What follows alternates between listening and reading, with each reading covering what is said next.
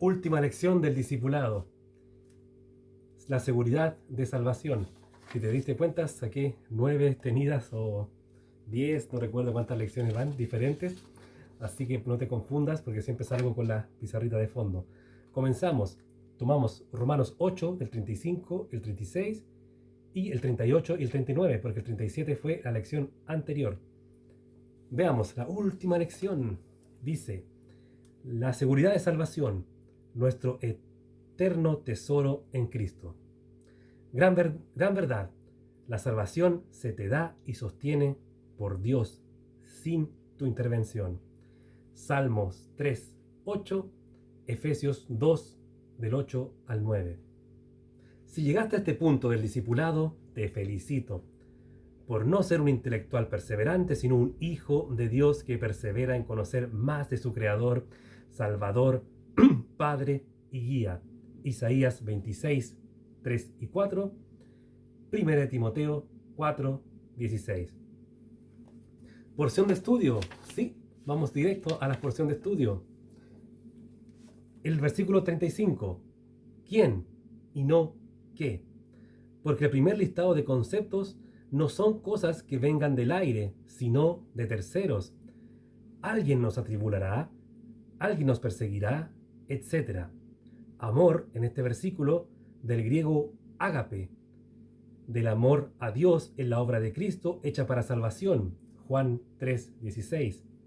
Y no el amor de Dios ama a todos y nos quiere igual. Y ahí lo puse con minúscula por si acaso, porque ese Dios no es el Dios en el cual creemos nosotros. Nosotros creemos en un Dios que ama a todos, pero también castiga el pecado. Así que no creemos en el Diosito, Dios ama a todos y me perdona igual todo lo que hago. No. Como piensan algunos que no conocen verdaderamente el amor de Dios a través de Cristo. Así que, bueno, sigamos.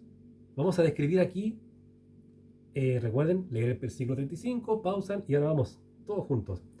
Tribulación, paréntesis, aflicción y opresión. Vemos Hechos 14:22, 2 Corintios 1, 3 y 4.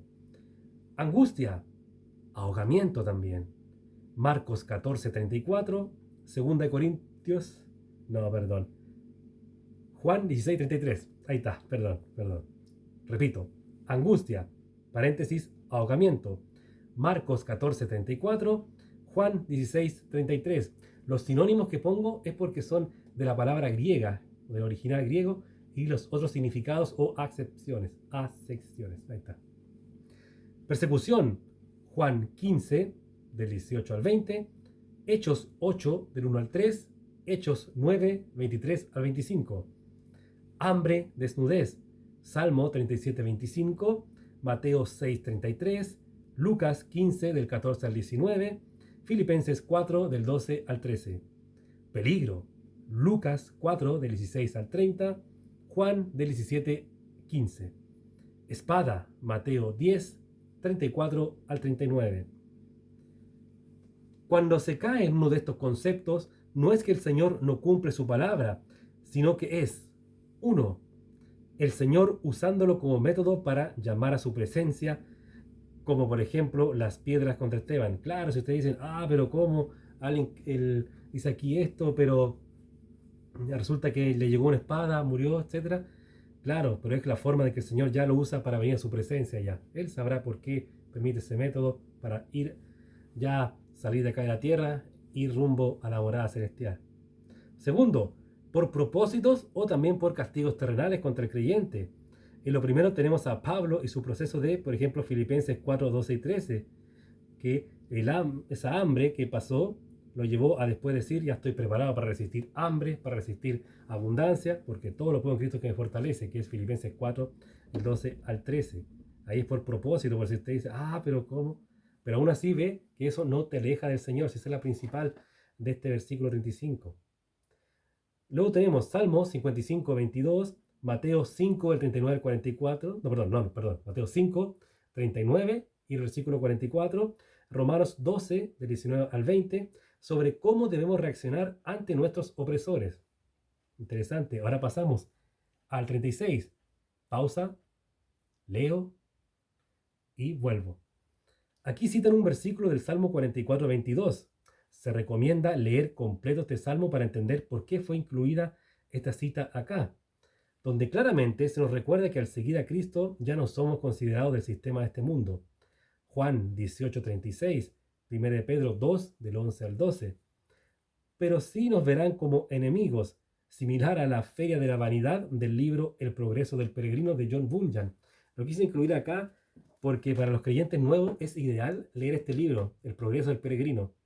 Y si quieren también pueden leer la segunda parte, que es La peregrina, o El progreso de la peregrina se llama también, pero es la continuación. Ahora en la 1 peregrino es el marido y en la 2 es peregrina la esposa con los niños que hacen el mismo recorrido, pero con diferentes temáticas que se encuentran en el camino. Muy recomendado, tanto para nuevos creyentes como para los avanzados.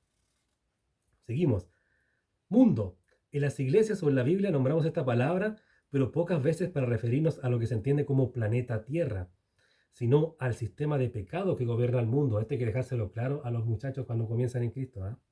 Porque nosotros decimos, no, si el mundo es así, el mundo siempre hace esto, y la gente queda como, ¿a qué se refieren? ¿Qué un mundo? O mundano. Bueno, eso lo dicen malos testigos de Jehová, sí, ¿eh? Los mundanos, los mundanos. En fin. ¿Y qué más? Sigamos.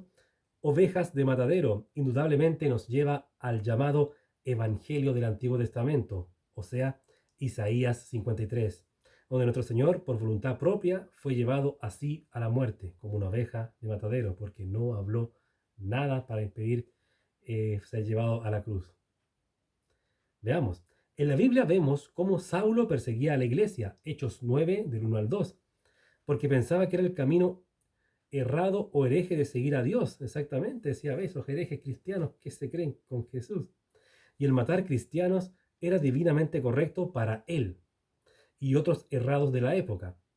Aunque no aparece en la Biblia, sabemos también por historiadores como Eusebio, Flavio Josefo, etc., sobre las persecuciones con finales de muerte en el circo romano o antorchas humanas que sufrían muchos hermanos del primer siglo.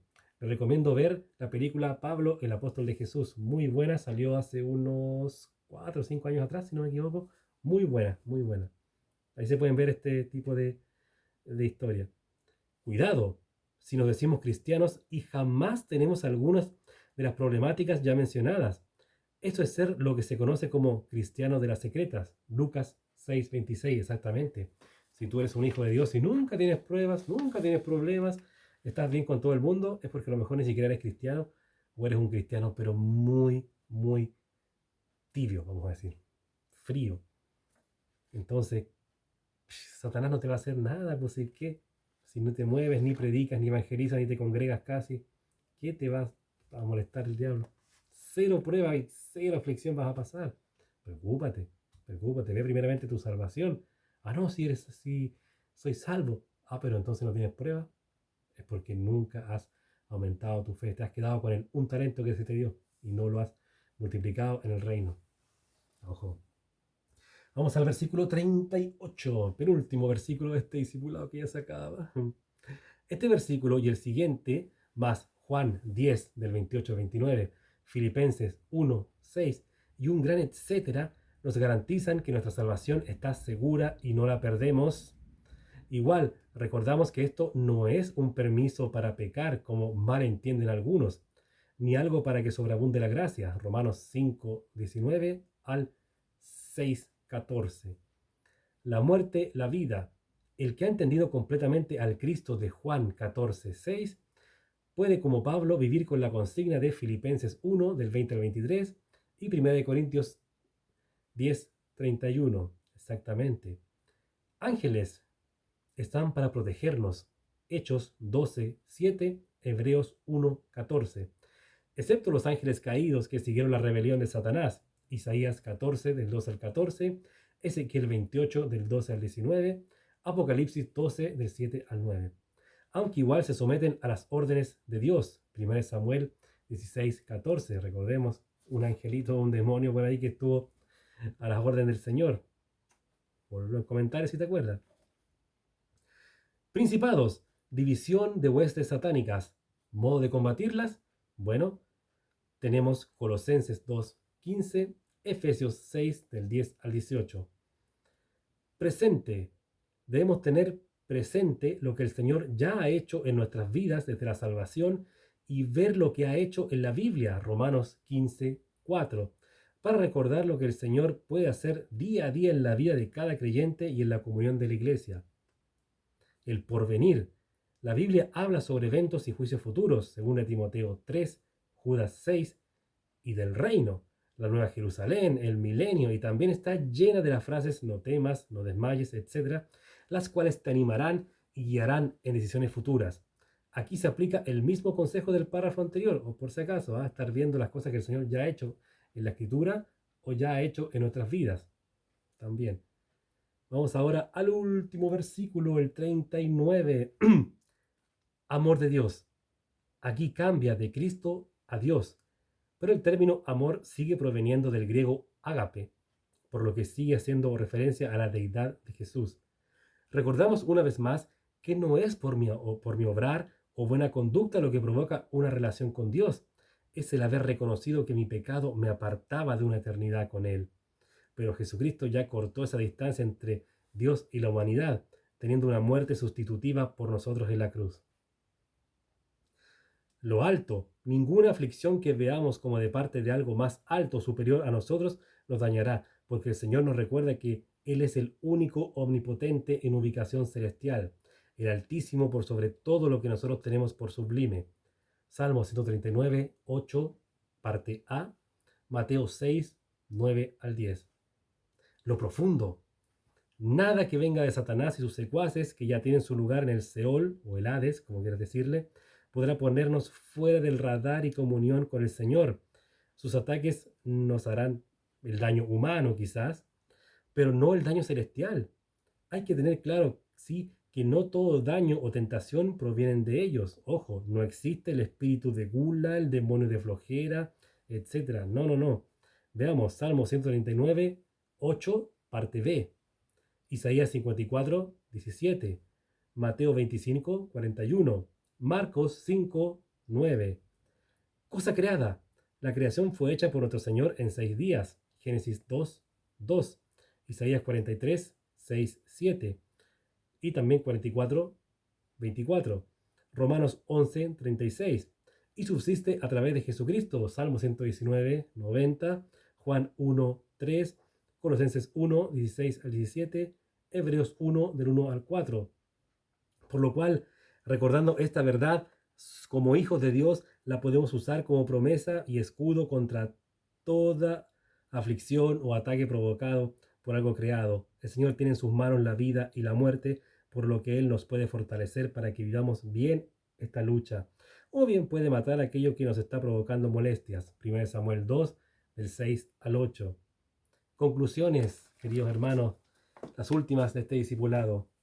Las marcas de un creyente: batallar contra el pecado y ser rechazado por la fe. Segundo, en toda adversidad debemos mirar hacia Cristo y buscar su pronto auxilio. Salmo 46, 1, Hebreos 12, 2. Ahí se nos enseña cómo andar las aflicciones, mirar en el gozo del Señor. Y lo último, eres de Dios en Cristo y a Él nadie le puede quitar algo de sus manos. Amén. Amén. Y muchas gracias, hermanos. Ha finalizado el discipulado, mis primeros pasos en Cristo, inspirado en Romanos 8.